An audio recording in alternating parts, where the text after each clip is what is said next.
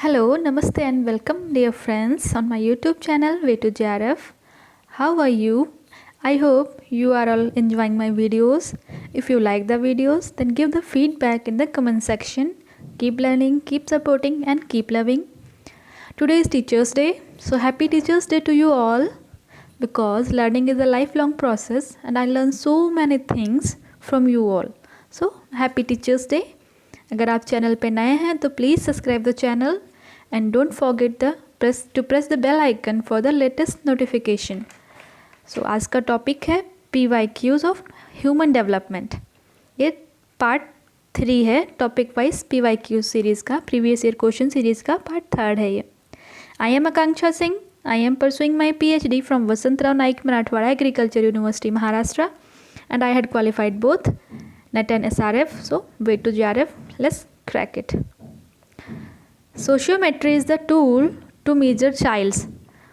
तो सोशियोमेट्री क्या है, किस लिए यूज़, क्या मेज़र करने के लिए, क्या चीज़ मेज़र करने के लिए यूज़ किया जाता है. मैं इंग्लिश एंड हिंदी दोनों में एक्सप्लेन करती हूँ तो जिससे आपको समझने में आसानी रहे. Sociometry is a tool which is use for measuring child intelligence level, behaviour problem, relation with peer and relationship with parents. तो इंटेलिजेंस लेवल तो ये सोशल नहीं होता है. इंटेलिजेंस लेवल तो सेल्फ, हर किसी का इंटेलिजेंस लेवल अलग अलग होता है, तो ये सोशल नहीं होगा, ये कट हो गया. देन बिहेवियर प्रॉब्लम, तो बिहेवियर प्रॉब्लम भी सबकी डिफरेंट होती हैं, तो ये भी. Relationship with parents, parents means family, तो ये सोसाइटी तो हुआ नहीं, सोशल हुआ नहीं, तो left one is relation with peers, क्योंकि पीयर्स जब अदर कई सारे लोग मिलते हैं, जुड़ते हैं, तो वो होता है सोसाइटी. तो चाइल्ड का रिलेशन अपने पीयर्स मीन्स अपने फ्रेंड सर्कल में, अपने फ्रेंड्स के साथ चाइल्ड का रिलेशन कैसा है, that is relation with peers is sociometry. The next is releasing pent up emotional energy is. what is the releasing pent up emotional energy? The options are body control, emotional catharsis, mental balance, emotional security.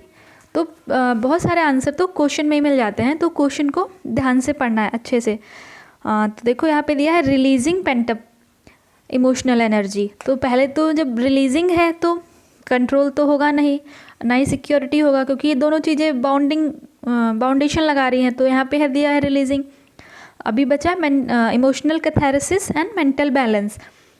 Emotional catharsis means cleansing और releasing emotions, means जो भी emotion present है उनको express करना, उनको किसी से बताना या बोलना, दिस इज़ इमोशनल कैथारसिस. और क्वेश्चन में क्या है, emotional energy pent up means emotions को रिलीज़ करना, तो correct answer is emotional catharsis. The next is generally visually impaired person have visual equity.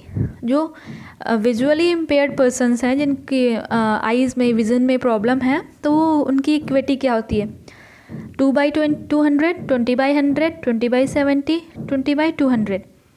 तो करेक्ट ऑप्शन इज़ 20/200.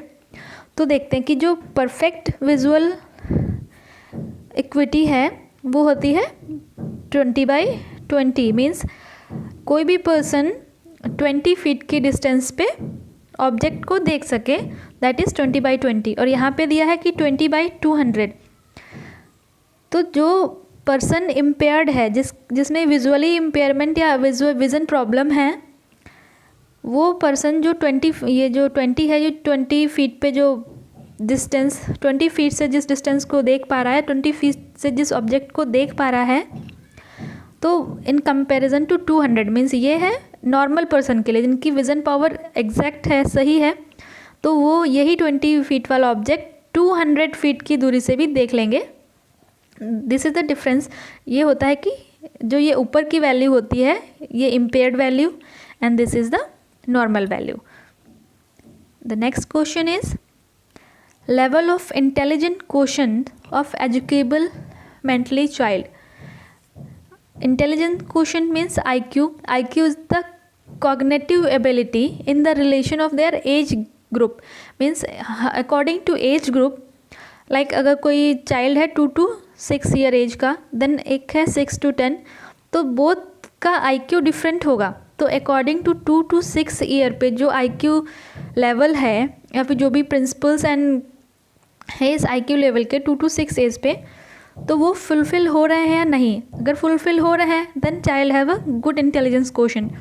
अगर फुलफ़िल नहीं है तो मीन्स मेंटली चैलेंज कुछ। तो क्या ऐसा कौन सा IQ लेवल है जिस पे जो मेंटली चैलेंज चाइल्ड हैं उनको पढ़ाया जा सकता है, उनको एजुकेशन दी जा सकती है। The options are 0 to 25, 50 to 75, 25 to 50, 75 to 100।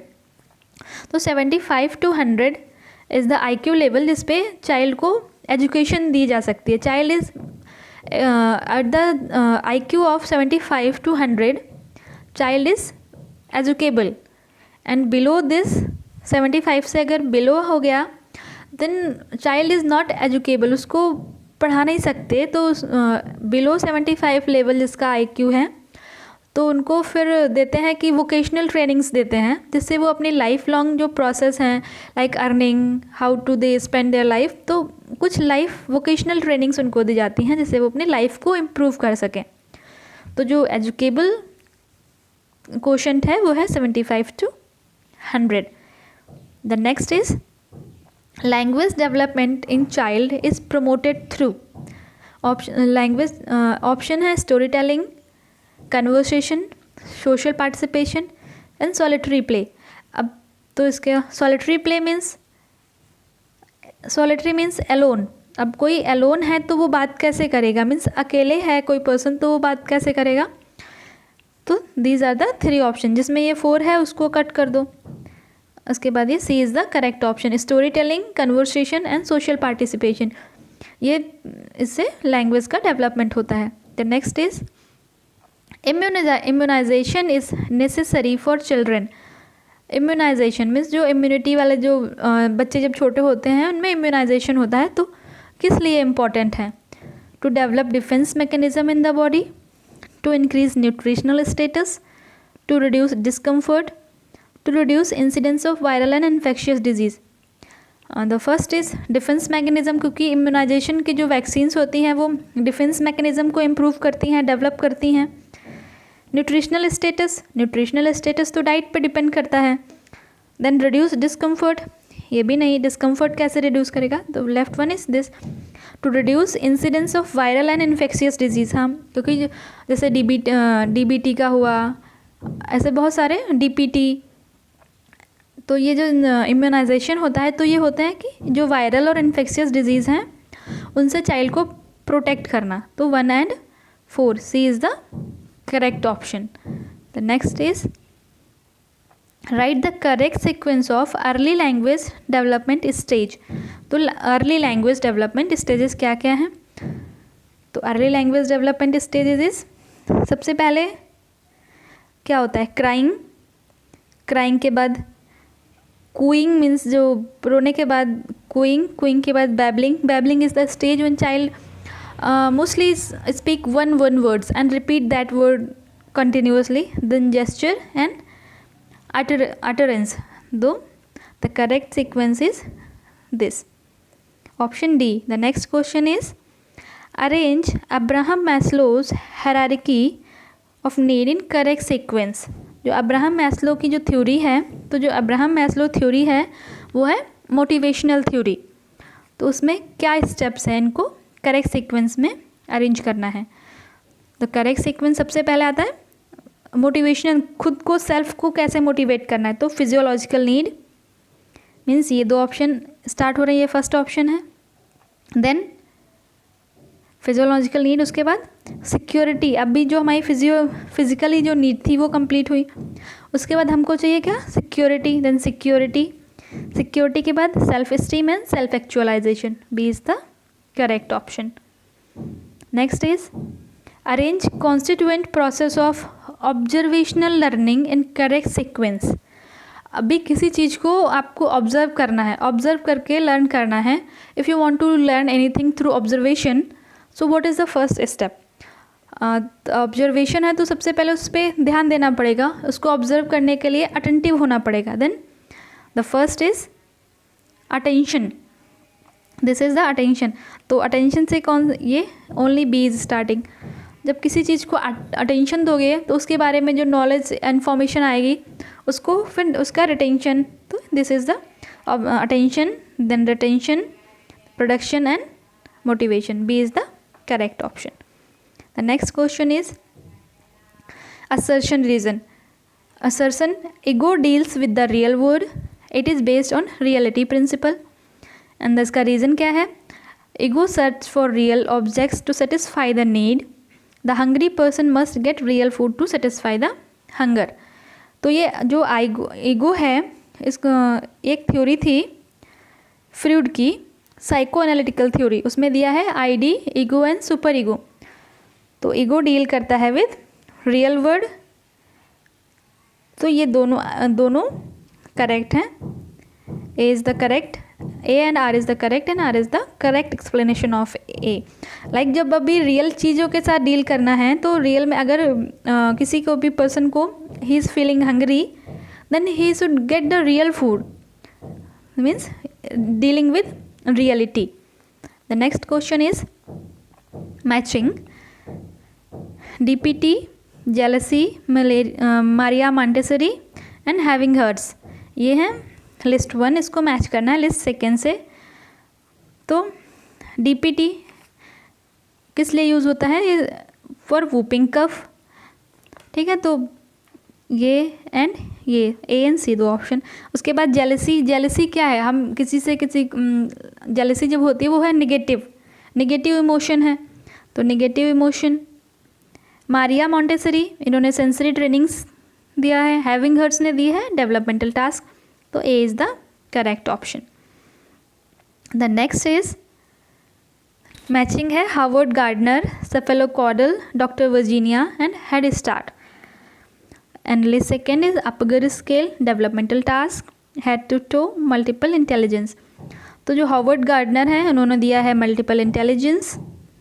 Cephalocordial is a developmental law. In cephalocordial, like this, head to toe development. पहले head से development start होता है, proceeding towards toe. Then Dr. Virginia, इन्होंने दिया है upper scale. Then head start. This is the developmental task. Simply कोई भी developmental task, it is start from the head. C is the correct option.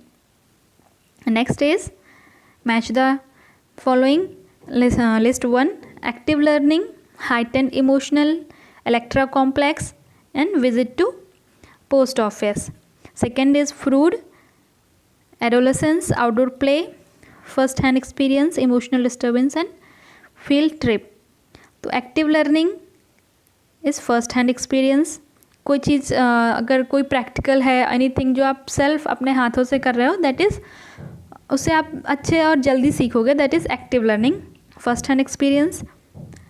Then heightened emotionality means adolescence, जो adolescence होते हैं, heightened means वो अपने emotions को जल्दी express नहीं करते हैं।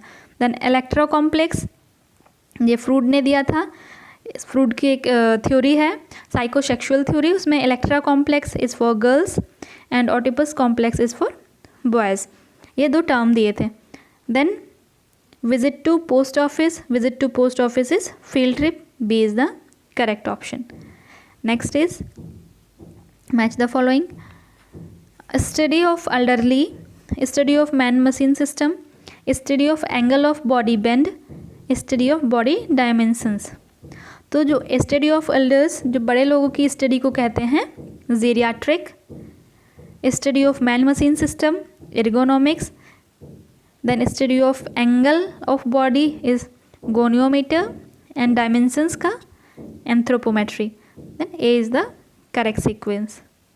Next is young people centres their thinking around them self, means जो यंग पीपल हैं या जो यंग चाइल्ड हैं, इनकी थिंकिंग सेल्फ में होती है कि वो सेल्फ के बारे में सोचते हैं। तो options are centralism, egocentrism, egoistic, none of these.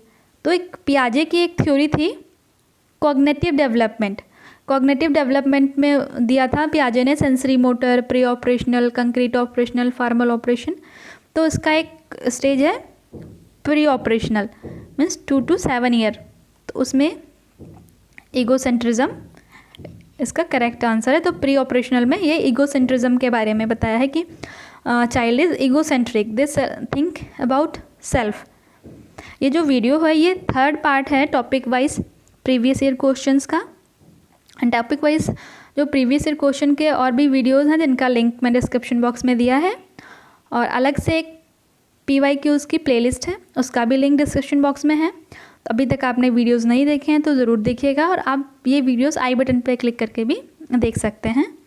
The next question is human development is a mean human development, पहले तो आप देखो डेवलपमेंट इज़ अ कैसी प्रोसेस है, stagnant, continuous, path breaking and fun. तो development is a continuous process.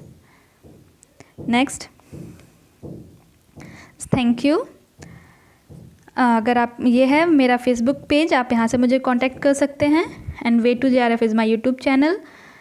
और अगर आपको वीडियो पसंद आई हो तो उसे लाइक करें, ज़्यादा से ज़्यादा शेयर करें, एंड चैनल को सब्सक्राइब करें अगर अभी तक आपने चैनल सब्सक्राइब नहीं किया है। मिलते हैं नेक्स्ट वीडियो में, तब तक के लिए take care, bye bye, stay at home, stay healthy, stay safe. Thank you.